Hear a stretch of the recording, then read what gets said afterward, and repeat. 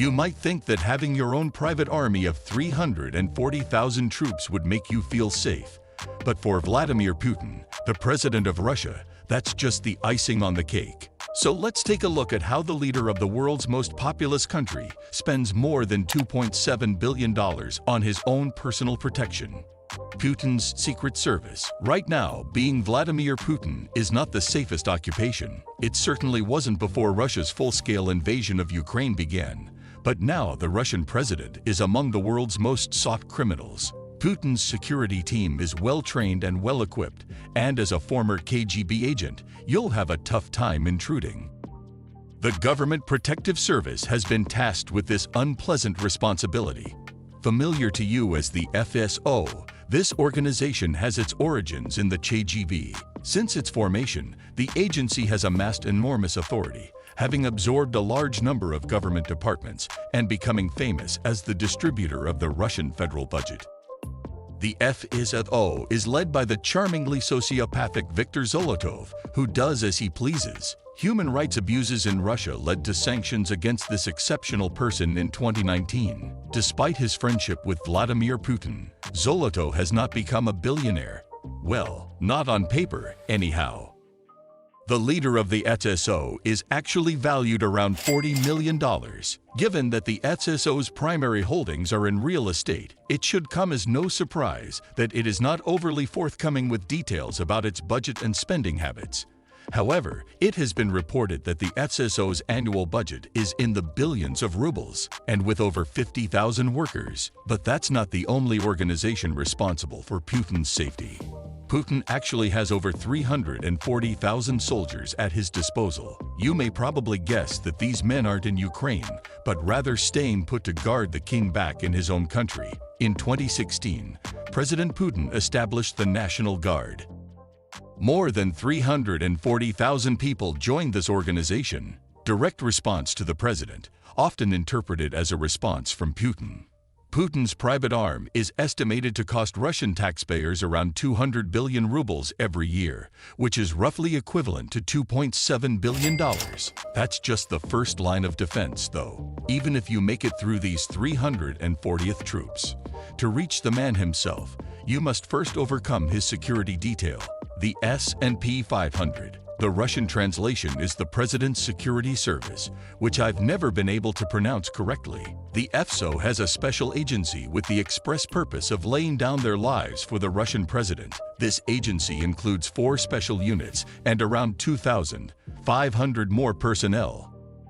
Putin's Bodyguards, Unit 1. Only Putin's bodyguards make up this covert organization. You have perfect vision. They are handpicked and trained to be the most effective security team in the world. No, seriously. Although the American Secret Service is not someone you want to cross.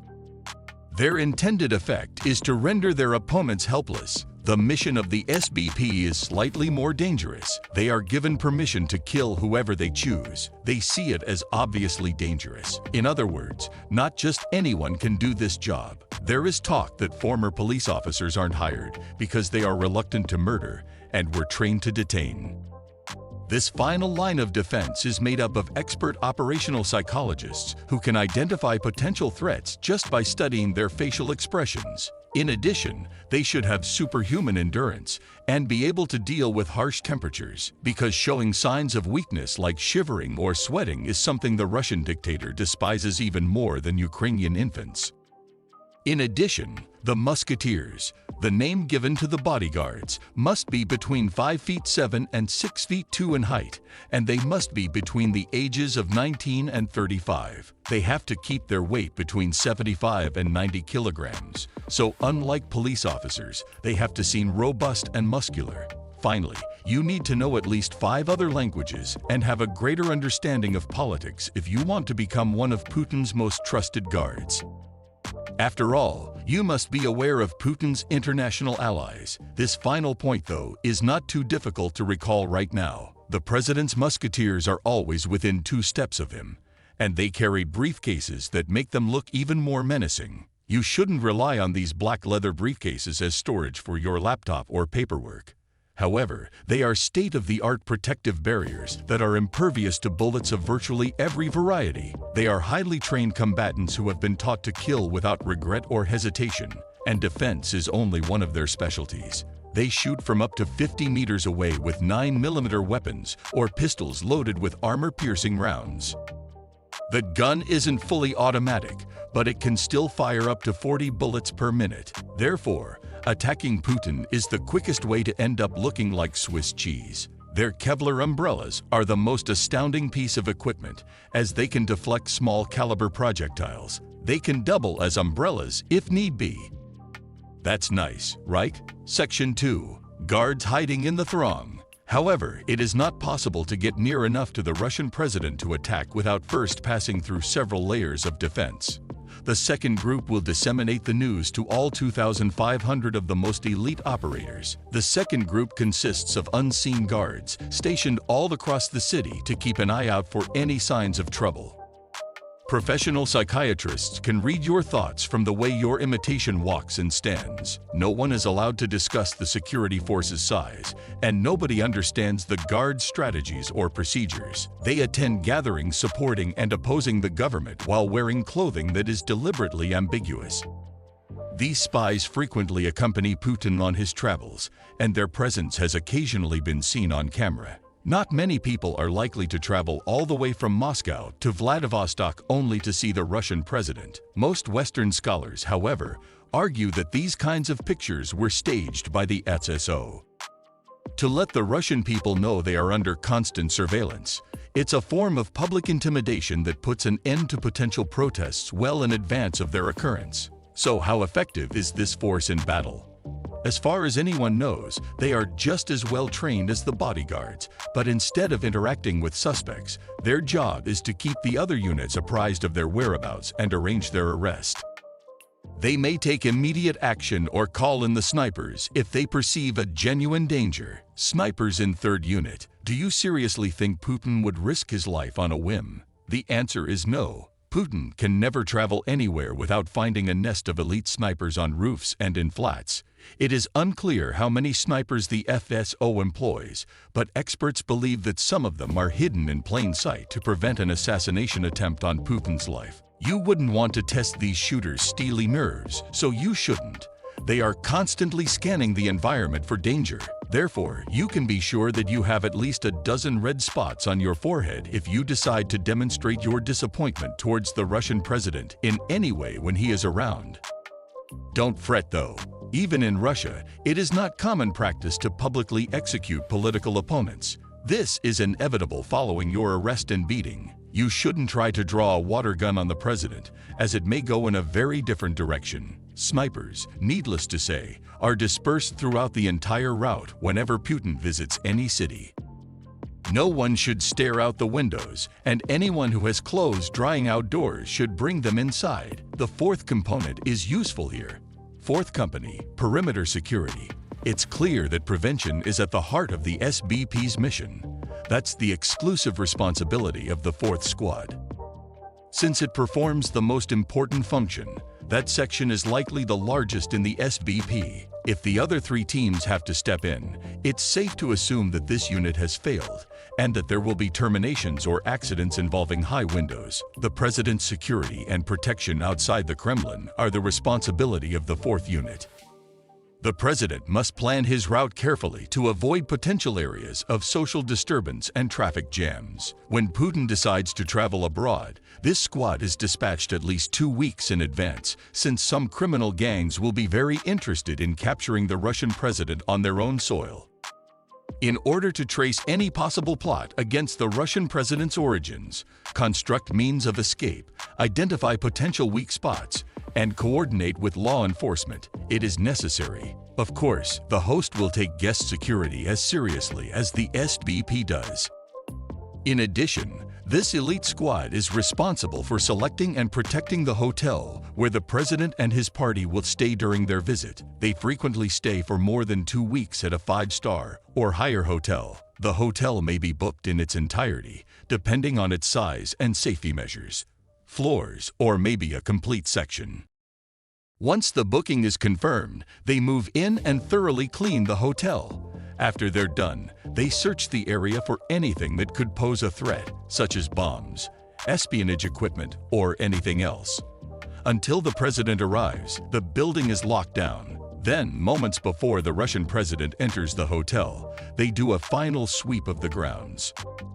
Meanwhile, back at base, the rest of the team selects the staff members who will accompany Putin on his trip. Due to security concerns, they rarely hire the same servants repeatedly, even if their screening procedures are top secret. Only Putin's cook is an exception to this norm, as he was personally selected by the president and is well familiar with the exact preferences of the aspiring dictator.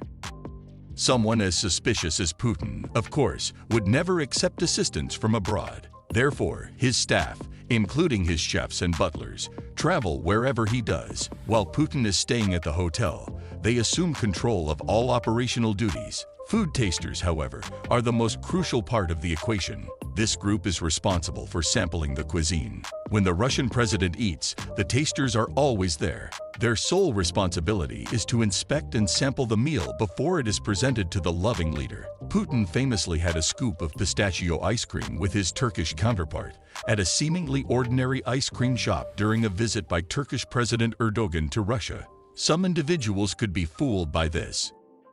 Knowing how seriously both Putin and Erdogan take security, it was undoubtedly an SBP agent who handed the 2 liters of ice cream after first approving and checking it. The protection of the president falls mostly on Unit 4, which is why it receives the most attention and resources. Putin's trip obviously comes at a high cost.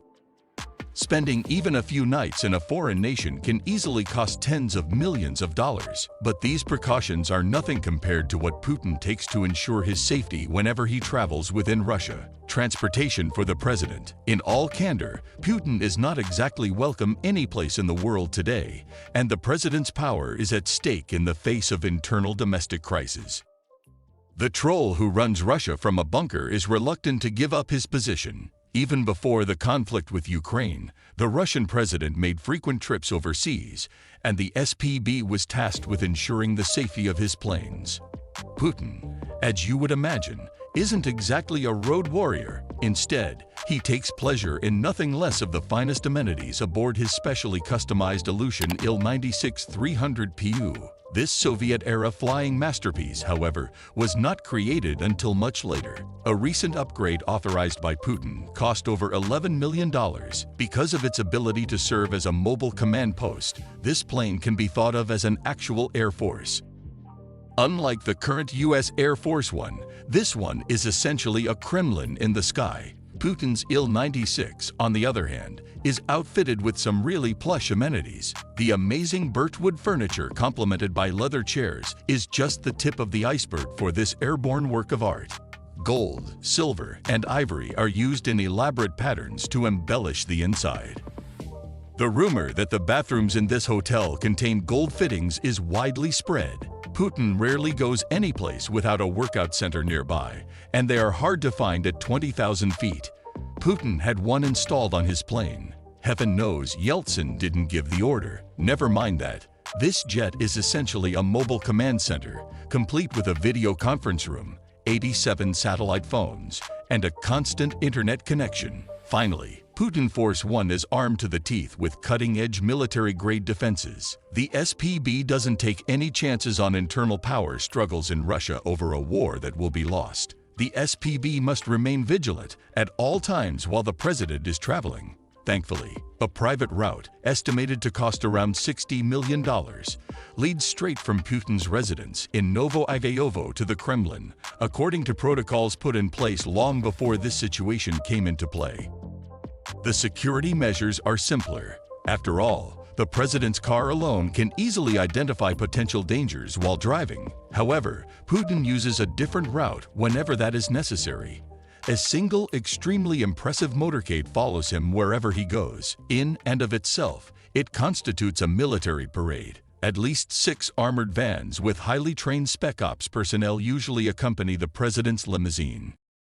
Complete with automatic rifles, sniper rifles, grenade launchers, anti-aircraft missiles, and possibly nuclear weapons, the limousine used by the president is the main attraction. When Putin was getting ready to invade Ukraine in full force in 2017, he chose to replace his Mercedes-Benz S600 Guard Pullman with a Russian-made version.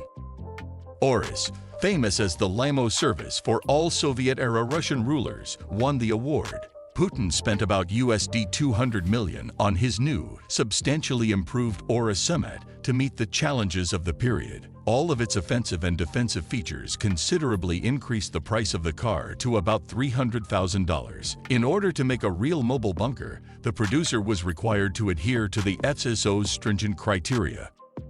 The so-called automobile is impervious to small-scale missiles, toxic gas, sniper fire, fire landmines, and bullets of any caliber. Even with the blinds down, the car can function as a mobile command center because to its sophisticated communications equipment. Inside, security can keep an eye on the perimeter thanks to a state-of-the-art closed-circuit television system. Last but not least, I want to guarantee the highest level of safety. The back of the vehicle features a concealed egress in case of an emergency. The little rescue helicopter might be stashed away in the trunk, too. The motorcade of Russian President Vladimir Putin is magnificent, to be sure, but it is no match for the one of the American president. How would you feel if you get this much security just like Putin? Let me know in the comment section below. If you liked the video, do subscribe to our channel Luxe Lane, and don't forget to hit the bell icon.